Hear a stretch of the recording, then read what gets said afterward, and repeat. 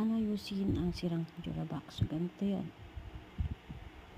Isang step ay maghanap ng tornilyo na pwedeng gamitin.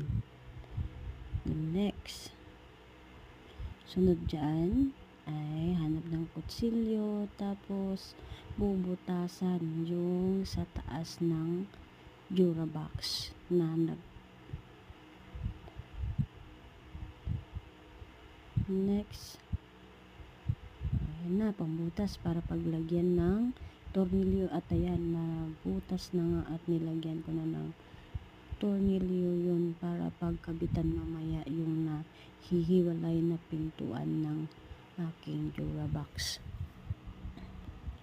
At dahil nga sa mahigpit at kailangan natin ng tela para maayos natin mabuti or maayos yung ginagawa natin. And